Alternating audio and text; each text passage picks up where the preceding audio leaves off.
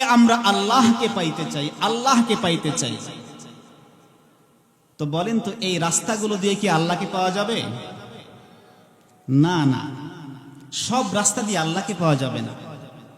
আল্লাহকে পাইতে হলে আল্লাহর বাতলানো পথে আমাদেরকে আল্লাহকে তালাশ করতে হবে। কোন পথ? আল্লাহ কোরআনুল কারীমের মধ্যে বলেছেন। আল্লাহ রাব্বুল আলামিন বলেন, قل إن كنتم تحبون الله فاتبعوني يحببكم الله ويغفر لكم ذنوبكم الله غفور رحيم। আল্লাহ রাব্বুল আলামিন এই আয়াতে কারিমা নাযিল করে পয়গম্বরকে জানিয়ে দিলেন, ও পয়গম্বর আপনার উম্মতদেরকে জানিয়ে দেন,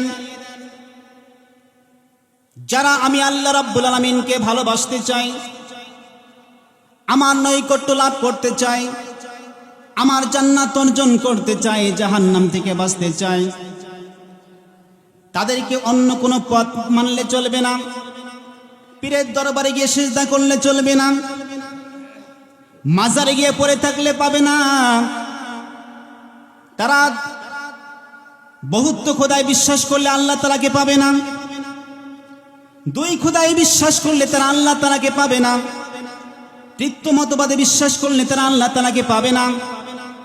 তারা যদি আল্লাহ তাআলাকে পাইতে চায়, আমার বাতলানো পথে তাদেরকে চলতে হবে। যদি আমার বাতলানো পথে চলতে পারে, আল্লাহ তাআলা বলেন আমার রাস্তা হচ্ছে কুল ইন কুনতুম তুহিব্বুনাল্লাহা ফাত্তাবিউনি ইউহিব্বুকুমুল্লাহ ويغفر لكم ذنوبكم الله غفور رحيم।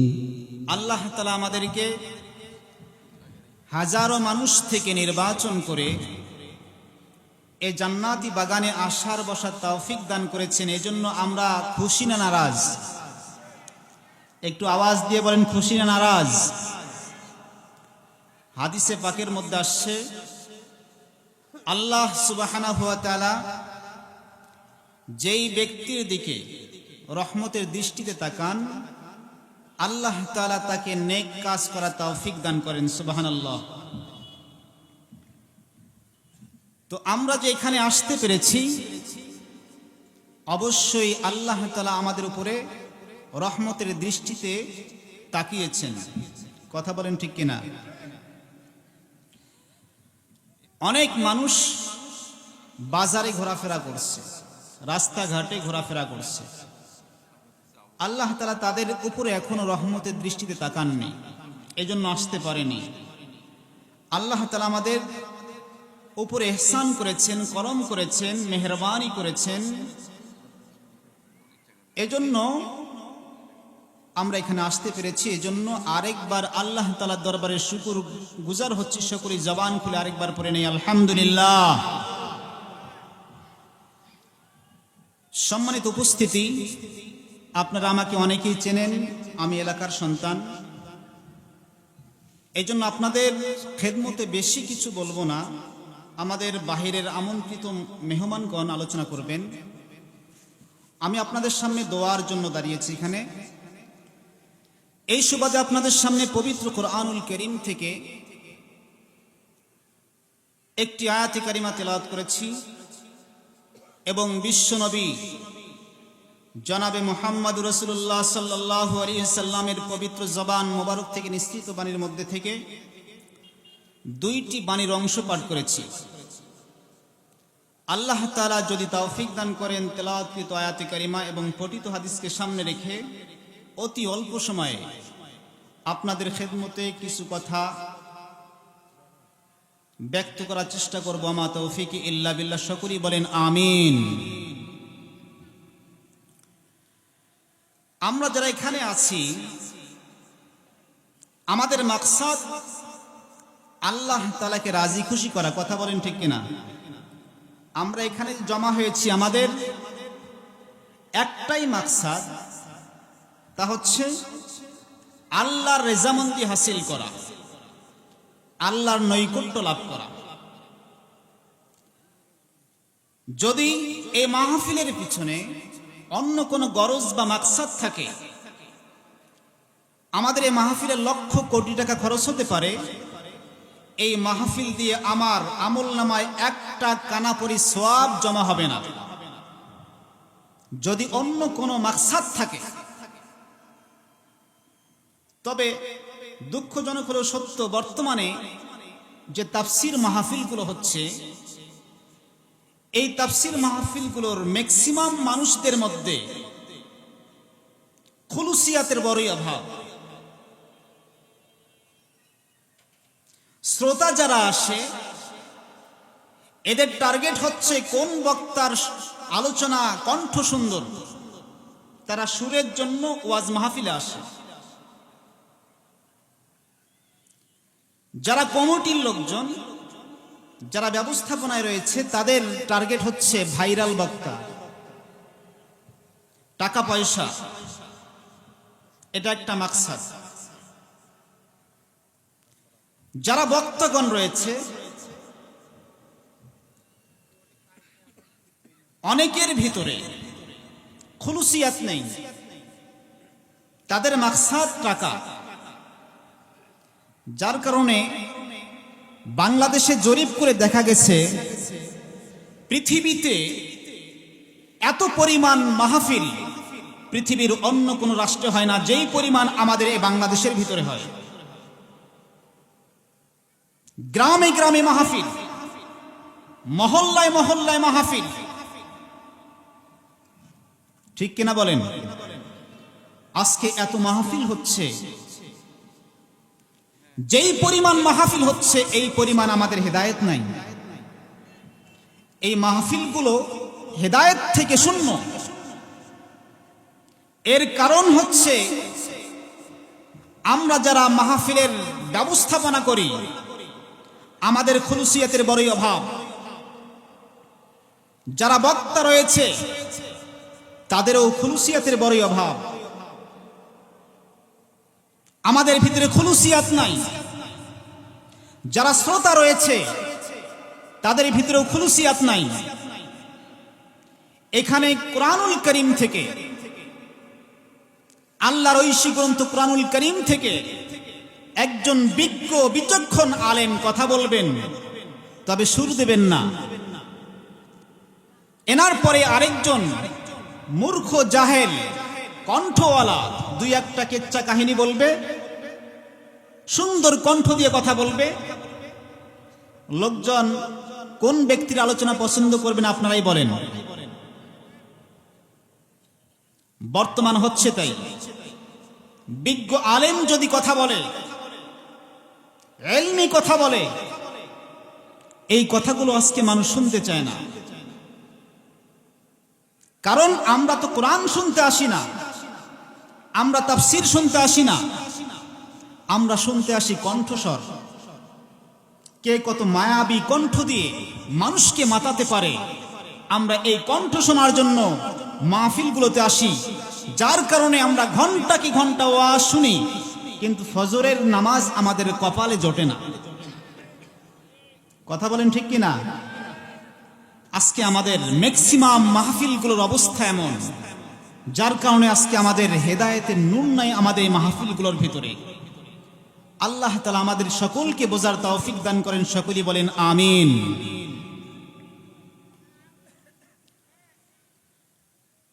তো যে কথাটি বলতেছিলাম তা হচ্ছে, আমরা এই মাহফিলে এসেছি একমাত্র আল্লাহকে রাজি আর খুশি করার জন্য। কথা বলেন ঠিক কিনা? পৃথিবীর সমস্ত মানুষগুলো সাধারণত দুই ভাগে বিভক্ত করা যায়। এক প্রকার হচ্ছে আস্তিক, আরেক প্রকার হচ্ছে নাস্তিক। নাস্তিক তাদেরকে বলা হয় যাদের থিওরি হচ্ছে দেয়ার ইজ নো গড। নাউজুবিল্লাহ বলেন, স্রষ্টা বলতে কেউ নেই। আমাদের এই সোনার বাংলাদেশে দিন যত গড়াচ্ছে, এ নাস্তিকদের সংখ্যা দিন দিন তত বৃদ্ধি পাচ্ছে। কথা বলেন ঠিক কিনা? এক সময় নাস্তিকদের খুঁজে পাওয়া যাইত না। আজকে মুসলিম ঘরে ঘরে নাস্তিক তৈরি হচ্ছে, মুসলমানের ঘরে নাস্তিক তৈরি হচ্ছে। বাবা হাজি, মা হাজি, 5 ওয়াক্ত নামাজি, দিনদার, পরহেজগার, এই পরিবার থেকে যে সন্তানগুলো লেখাপড়া শেষ করে, তারা লেখাপড়া শেষ করে বলে দেয়ার ইজ নো গড, স্রষ্টা বলতে কেউ নাই। নাউজুবিল্লাহ। কেন আমাদের মুসলিম ঘরে ঘরে নাস্তিক কেন? এর অনেকগুলো কারণ রয়েছে, অনেকগুলো কারণ রয়েছে। তার ভিতরে প্রথম এবং প্রধানতম যে কারণটি, তা হচ্ছে শিক্ষা ব্যবস্থা।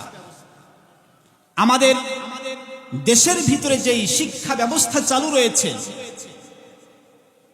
জেনারেল শিক্ষা যেই ব্যবস্থা চালু রয়েছে,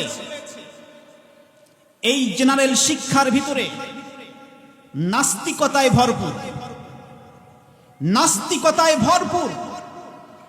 যার কারণে একজন মুসলিম পরিবারের সন্তান 1 পাস করে 2, 3, 4, 5, এরপরে এসএসসি, এইচএসসি, এরপর বিভিন্ন ডিগ্রি অর্জন করে, এরপরে পিএইচডি করার জন্য সেখান থেকে বিভিন্ন দামি ডিগ্রি ধারণ করে, বড় বড় ডিগ্রি ধারণ করে এসে সে বলে আমি তো আল্লাহকে খুঁজে পাইলাম না। নাউজুবিল্লাহ বলবেন না? এত বছর লম্বা সিলেবাস পার করে এসে সে বলে আমি আল্লাহকে খুঁজে পাইলাম না।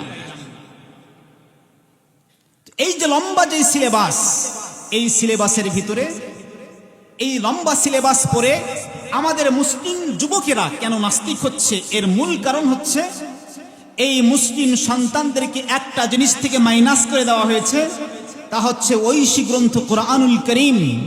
এই কোরআনুল করিম থেকে আমাদের যুবকদেরকে মাইনাস করে দেওয়া হয়েছে, যার কারণে মুসলিম ঘর থেকে আমাদের নাস্তিক উৎপত্তি হচ্ছে।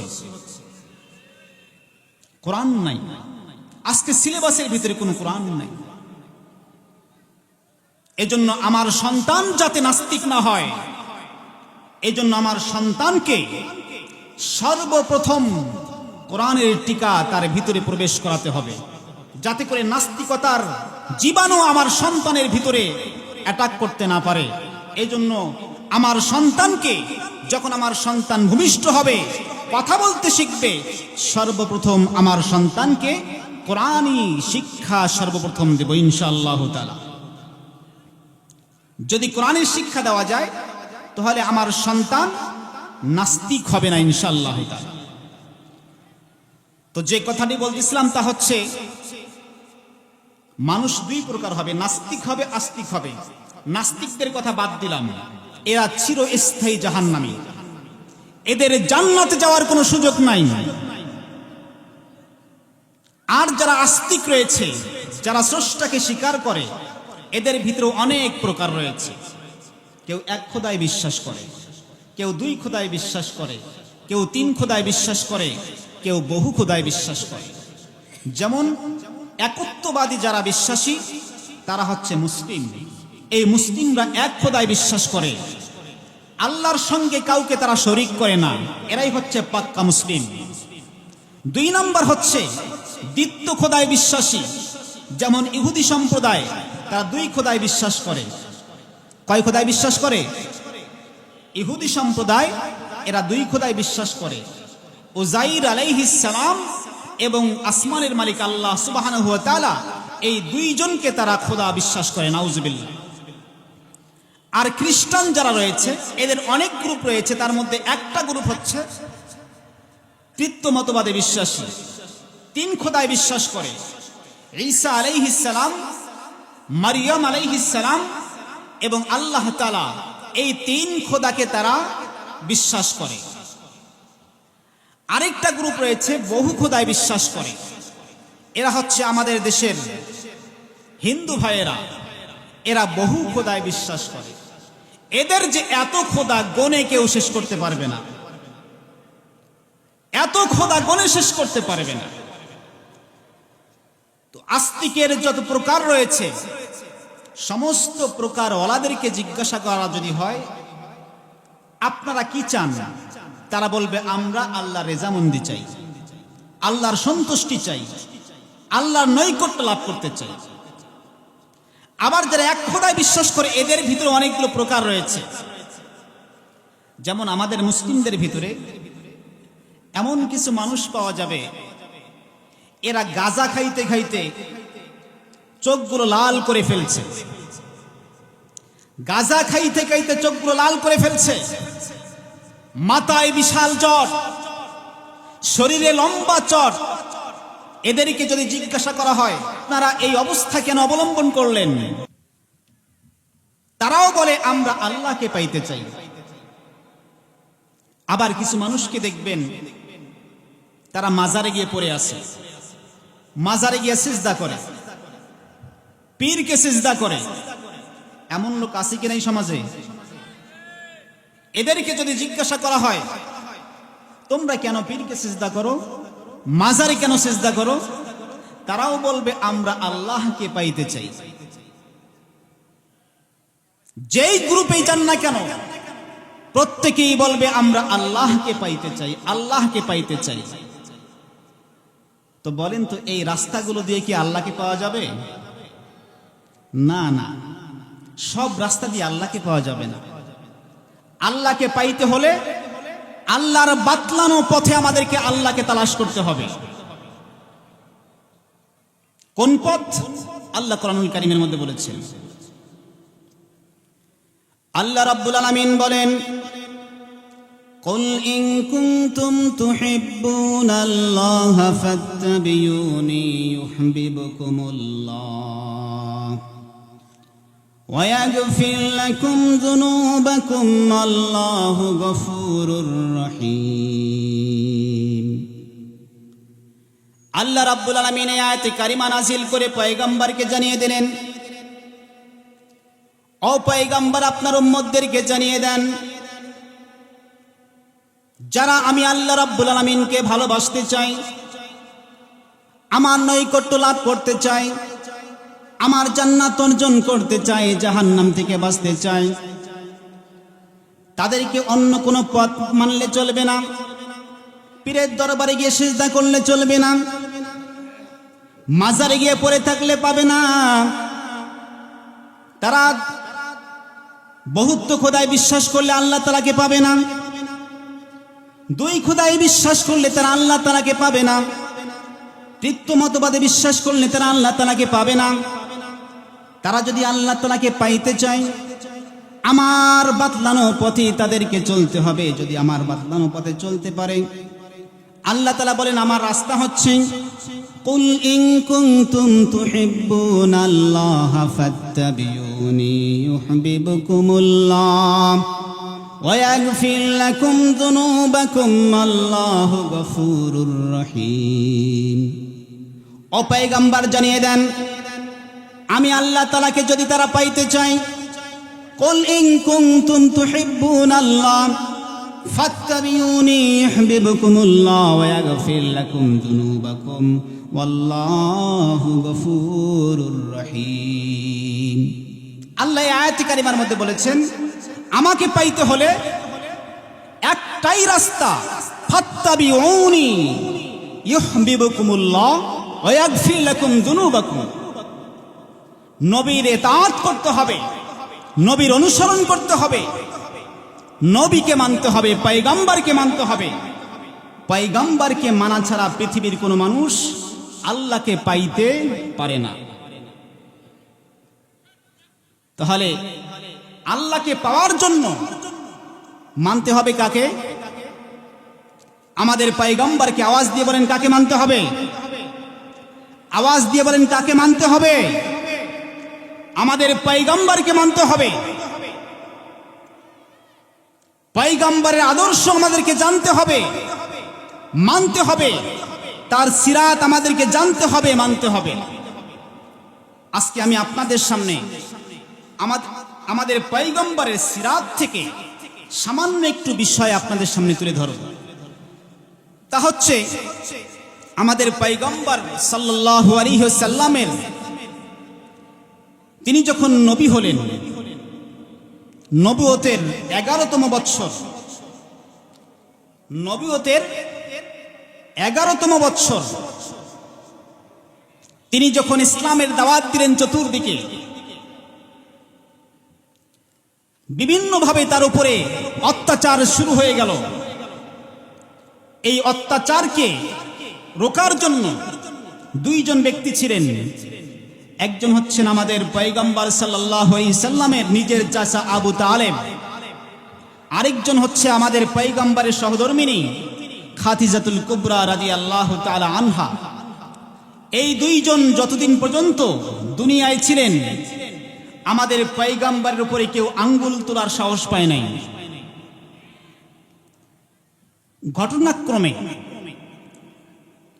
হযরত খাদিজাতুল কুবরা রাদিয়াল্লাহু তাআলা আনহা এবং আবু তালেব, এই দুইজন একই সময়ে দুইজনে ইন্তিকাল করলেন। নবীজি সাল্লাল্লাহু আলাইহি সাল্লাম বড়ই অসহায় হয়ে গেলেন। যখন অসহায় হয়ে গেলেন, আমাদের পয়গম্বর সাল্লাল্লাহু আলাইহি ওয়াসাল্লাম তাকে আল্লাহ তাআলা সান্ত্বনা দেওয়ার জন্য, আমাদের পয়গম্বরকে সান্ত্বনা দেওয়ার জন্য এই পৃথিবী থেকে বাইতুল মুকাদ্দাসে নিয়ে গেছেন। সেখান থেকে প্রথম আসমান, দ্বিতীয় আসমান, তৃতীয় আসমান, এভাবে করতে করতে সপ্তম আসমান পার হয়ে জান্নাত জাহান্নাম লৌহ কলম ভ্রমণ করে অতি অল্প সময়ে আমাদের পয়গম্বরকে আবার দুনিয়ার মধ্যে নিয়ে এসেছেন। সুবহানাল্লাহ বলেন। যেই সফরটিকে কোরআনের ভাষায় ইসরা বলা হয়, হাদিসের ভাষায় মেরাজ বলা হয়, এই মেরাজ থেকে অতি অল্প সময়ে দুইটি পয়েন্ট আমি আপনাদের খিদমতে ব্যক্ত করতে চাই। আমাদের পয়গম্বরকে আল্লাহ তাআলা মেরাজে নিয়ে গেছেন। মেরাজ কোথায়, কিভাবে?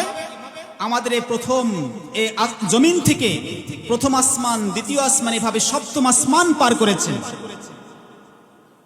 প্রথম আসমান থেকে আমাদের এই পৃথিবী থেকে প্রথম আসমানের দূরত্ব হচ্ছে 500 বছরের রাস্তা। সুবহানাল্লাহি ওয়া বিহামদিহি। এভাবে প্রথম আসমান থেকে দ্বিতীয় আসমানের দূরত্ব 500 বছরের রাস্তা। এভাবে 60টি আসমান পার হয়েছেন। তাহলে 60টি আসমান পার হতে কত বছর সময় লাগবে? 5,35,000 বছর। এত লম্বা সময়কে আল্লাহ সুবহানাহু ওয়া তাআলা অতি অল্প সময়ে সফর করিয়ে আবার তিনি আমাদের পয়গম্বরকে দুনিয়ার মধ্যে পৌঁছিয়ে দিয়েছেন। এই কথাই আল্লাহ তাআলা সূরাতুল বনি ইসরাঈলের 1 নম্বর আয়াতে কারিমার মধ্যে বলেন। আল্লাহ রাব্বুল আলামিন বলেন, সুবহানাল্লাযী আসরা বিআবদিহি লাইলাম মিনাল মাসজিদিল হারামি ইলাল মাসজিদিল আকসাল্লাযী বারাকনা হাওলাহু লিনুরিয়াহু মিন আয়াতিনা। আল্লাহু আকবার বলেন। আল্লাহ রাব্বুল আলামিন সূরাতুল বনি ইসরাঈলের 1 নম্বর আয়াতে কারিমার মধ্যে বলেন, সুবহানাল্লাযী আসরা বিআবদিহি লাইলাম মিনাল মাসজিদিল হারামি ইলাল মাসজিদিল আকসাল্লাযী বারাকনা হাওলাহু লিনুরিয়াহু মিন আয়াতিনা ইন্নাহু হুয়াস সামিউল বাসীর।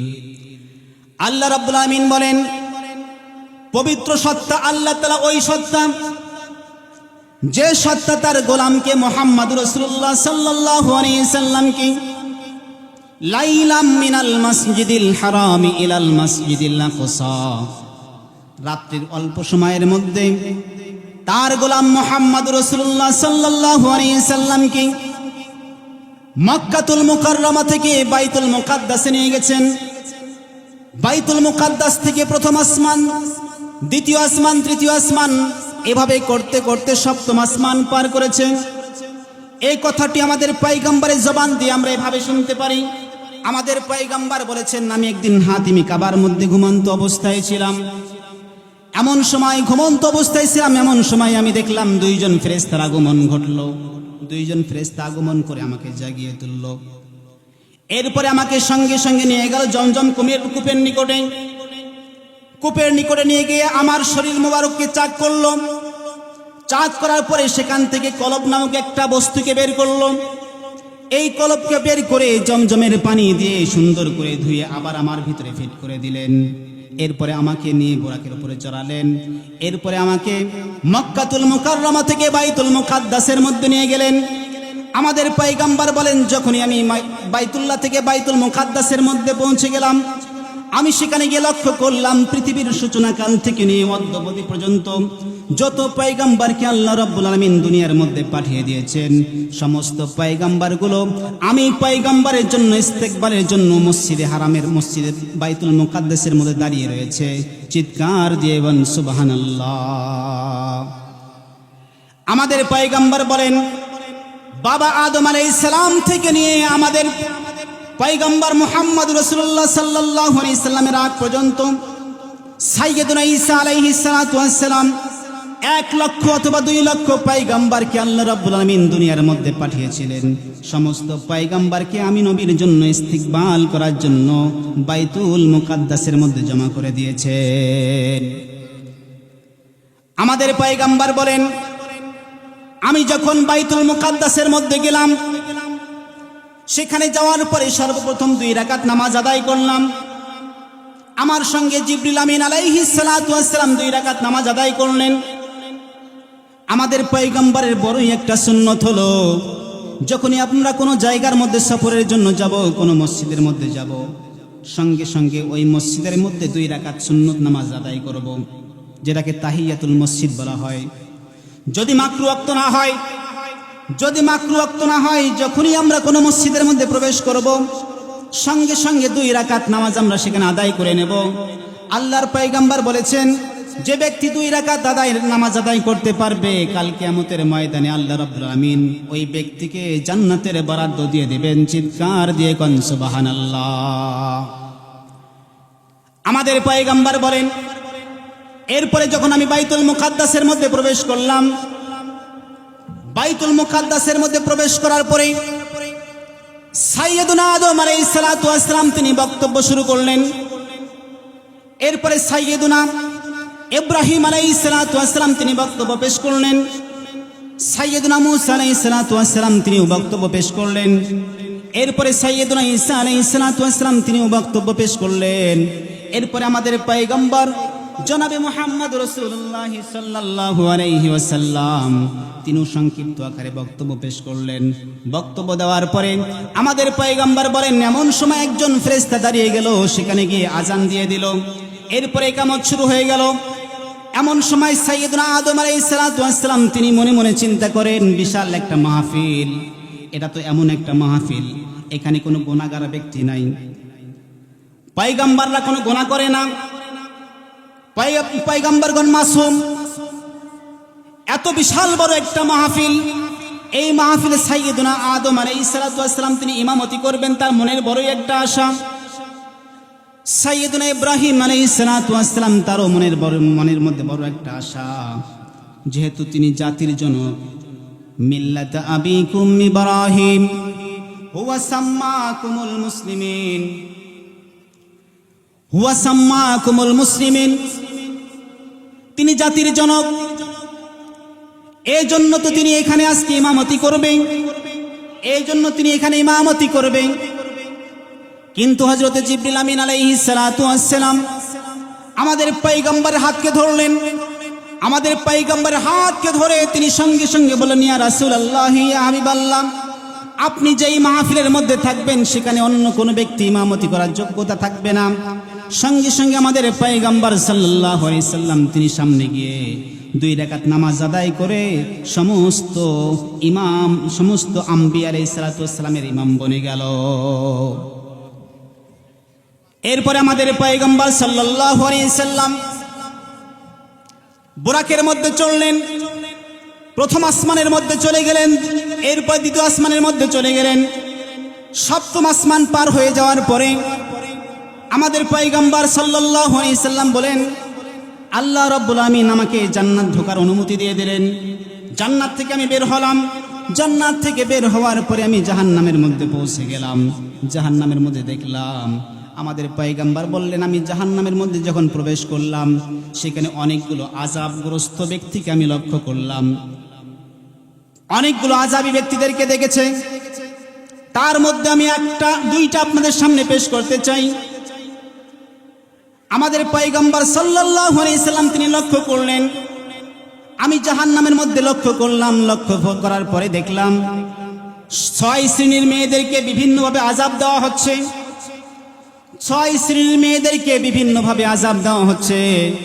1 নাম্বার আমি লক্ষ্য করলাম, একটা মেয়েকে চুলের উপরে ঝুলন্ত অবস্থায় আগুনের উপরে রেখে দিয়েছে।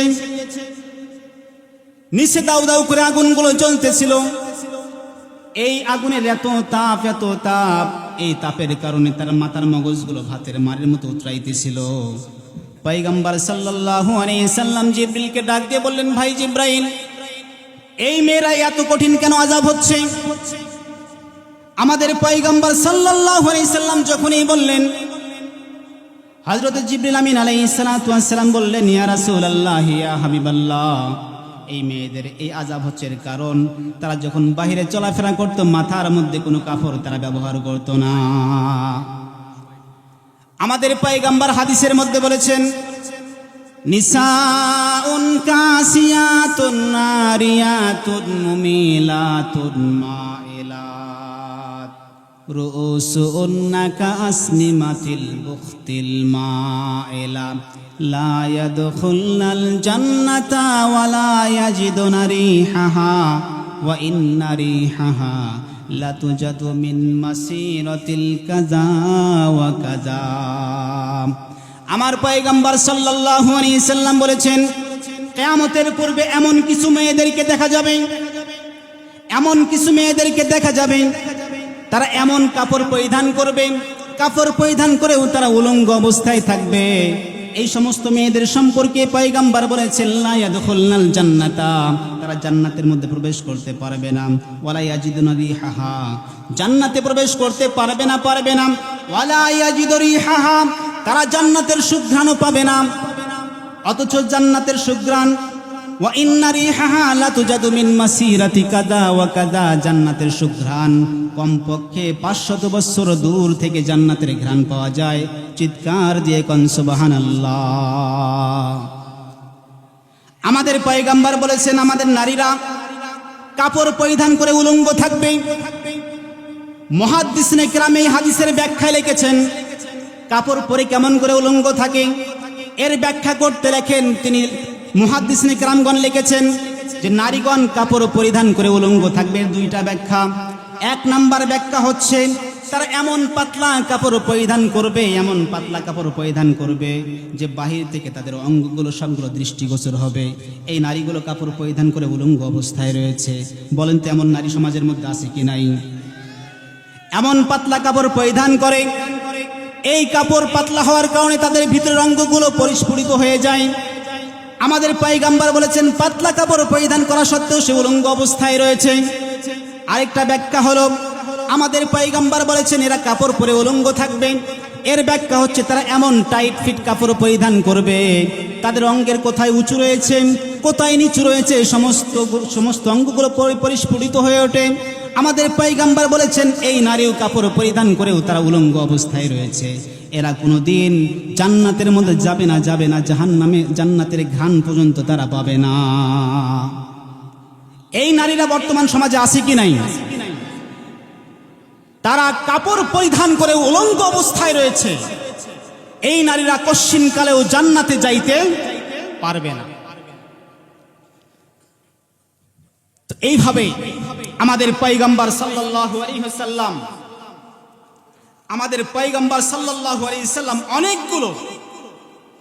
অনেকগুলো আযাব এভাবে তিনি দেখেছেন, যেগুলো বললে রাত শেষ হয়ে যাবে। যেহেতু আমি আপনাদের এলাকার সন্তানের জন্য আমি আর আলোচনা করব না, যেহেতু বহিরাগত মেহমানগণ এখানে এসেছেন, এই জন্য আমি আর সময় বেশি নেব না। আল্লাহ তাআলা আমাদেরকে সকলকে যে কথাগুলো আলোচনা করা হলো এর উপর আমল করার তৌফিক দান করেন।